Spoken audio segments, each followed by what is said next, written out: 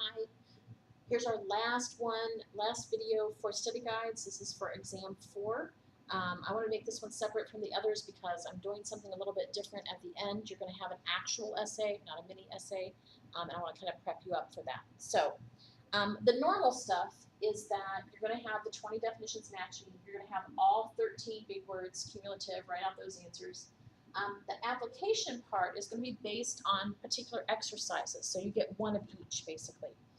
Exercise 8.3, we talked about opinion polls, so I'll have one on there for that. Analogy from exercise 8.7, causal argument from 8.8. Okay, so we covered chapter 8 pretty well. Using the criteria of adequacy to differentiate among 3 different theories, that's exercise 9.8. From chapter 10, background knowledge, devising a competing theory, and then using criteria of adequacy, that's from 10.3. And then our chapter 11 stuff is really our essay. Okay, and chapter 11 is morality, the law, and worldview. Okay, and so we're going to look at an essay by Ursula Le Guin called The Ones Who Walk Away from Omelas. Now, if you've already had ethics, you've worked with this essay before, but I'm asking you to do something different with it. Now, I know you can go on SparkNotes or eNotes and get a really good summary. Okay, feel free to read that. Don't turn that in as your own work because it's not. Happens every semester. The Ones Who Walk Away from Omelas is a very interesting story. It starts out one way and turns into something else. Ursula Le Guin was a masterful storyteller, and this is no different. Read through the whole thing before you start writing. Okay, give yourself a few minutes to kind of absorb it, and then do the rest of the things I asked you to do. For the essay, and we're going to use this as our practice A set, so you have 2 this time like you did with the, exam 3. 1 to get you ready for the actual essay question writing, and 1 to get you ready for the other exercises. Okay, so practice A is read the Omelas story, maybe read it twice. Okay, because once you get to the end, you're kind of like, wait, what did the first part have to do with this? There's a reason for it. Okay, like I said, she's a fabulous storyteller. Nothing in that essay, nothing in that story is wasted. Okay, so make sure that you understand how that works. Okay, so for practice A, I want you to write me a good paragraph summary. Okay, beginning, middle, end of story. Okay, make sure that you're following the directions for summary. Remember, there is a PowerPoint presentation on summaries in the writing helps. Go back and look at that. Make sure you're following through. Okay.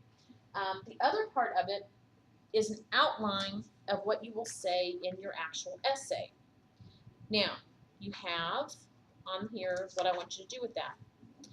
Make a note about your intro. Okay, you need an introduction, you need a summary of the story, you need to talk about the moral principles these people follow, and they do, okay? But you need to use the moral principles from chapter 11, page 425, that purple box that has the list of things. Pick the ones that they use, okay? Explain how they use them. Use examples from the text, okay? You guys know how to do this already. Their definition of a worldview. What would you define? What's their philosophy of life? Okay. Now, in chapter 11, Dr. Vaughn gives us outlines of 2 very popular worldviews, okay, moral ideas, and one of them is utilitarianism, one is Kantian ethics. One of them is very close to this. Okay, you can use what he's got in the book as kind of a jumping off point. What does the child mean to the people in Omelas? How could you say the child represents something in our current life? Okay, apply this to us.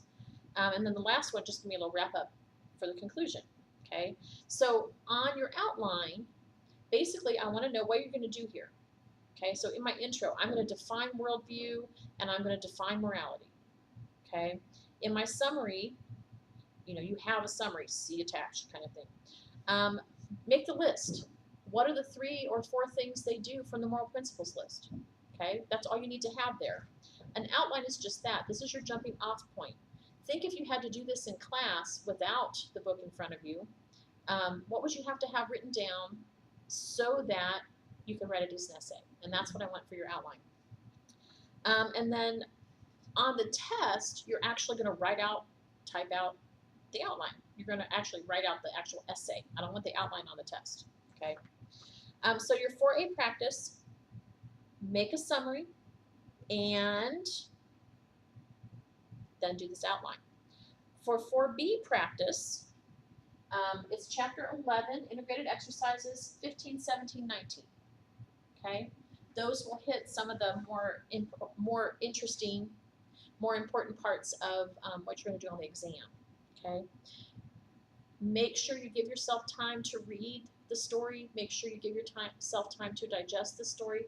I don't have a problem with you looking at eNotes or Spark Notes or something like that, but don't pass off their information as your own. You know, I do know these things exist, right?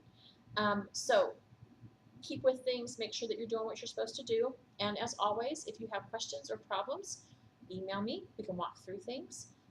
Make sure that if you do other things to practice for the test, maybe you go back and do a few more exercises from those sections.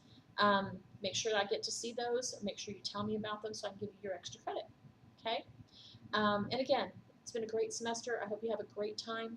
I hope you do well on the test. And we'll be done here soon, and then it'll be Christmas. So happy testing.